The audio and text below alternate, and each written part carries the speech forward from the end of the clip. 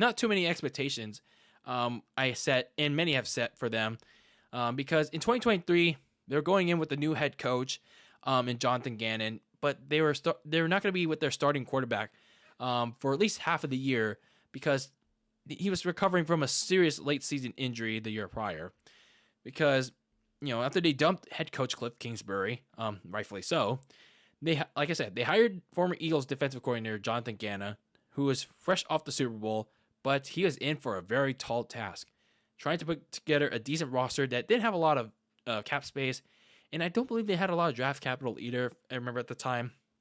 And they were going to be set without starting quarterback Kyler Murray for at least half of the season because he was recovering from a torn ACL that he suffered in December of 2022. So that was going to be a while before they can get their starting QB back. So this season was mainly all about developing the young players that were on the roster, be it already there, acquired through the draft, free agency, while they were biding time for Kyler Murray to return. Now, obviously, the stretch without Kyler Murray was pretty rough. I mean, that's not to say all the games were bad without Kyler Murray, because a little surprisingly, the fill-in quarterback, Joshua Dobbs, he had the offense functioning and somewhat competitive in some games. But it became clear, after like a little past halfway throughout his tenure there, his limitations being a journeyman quarterback, along with the rest of the low talent gap on the team, were a reason why Arizona suffered a lot offensively without Murray. And eventually, it started to cave in. So that stretch without Kyler Murray, sure, it was a little surprising at first, but then eventually it just started to cave. And then all season long, that defense, it was just really bad. A top 10 worst. Not all time, obviously, but top 10 worst during this season. There were a few positive producers like linebackers Chris Barnes and Kaiser White, as well as safety Buda Baker and Jonathan Ledbetter at rusher. Arizona, but man, they had difficulty stopping the ball at just every chance they got. Because, they just couldn't get to the quarterback. They couldn't stop the run. They had a lot of difficulty playing defense, and they got scored on. That's why they got scored on a lot. So Arizona really struggled on both ends because they were just lacking in a lot of key areas. But once Kyler Murray came back, they played a little bit better. Returning from an ACL tear in Week 10, Murray picked up where he left off, and he performed pretty well despite a lack of weapons other than Greg Dortch and Trey McBride, both of them tight ends. Murray playing pretty mobile despite having that ACL tear. Made some solid explosive plays to keep games close, and even won at least one of them. So 3 of the 4 wins from Arizona came against playoff contenders. So yeah, it may have been a down year overall for the Cardinals, but they had some wild stunners that nobody expected, like the Cowboys in Week 3 with Josh Dobbs under center. Nobody expected them to win that game against Dallas with that tough defense and with Prescott at home. Man. And then, of course, you had the Steelers. I mean, that wasn't really a surprise, but the biggest surprise came against the Philadelphia. They were the biggest underdog that week, probably in the whole season.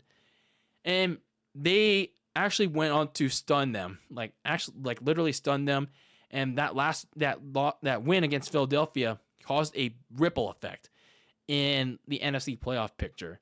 It caused the Niners to get the number 1 seed.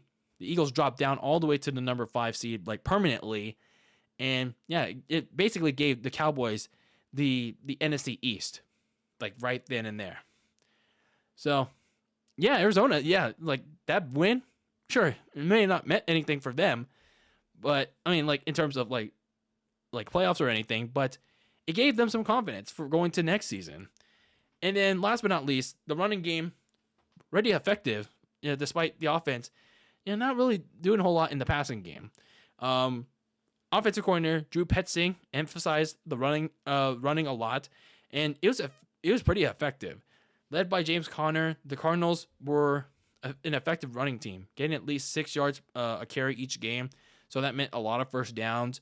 And that strong ground game opened the play action attack pretty well once Kyler Murray came back, especially because it allowed tight ends to get open in the middle more, and even their low level receivers to actually do decently too. So despite giving the lack of talent in the first half without Kyler Murray, they did go 4-13. I mean, it was pretty expected that Arizona was going to essentially be at the same record that they were last year, if not worse. But Kyler Murray, strong return, should have both Jonathan Gannon at coach and the team hopeful for what is to come next season.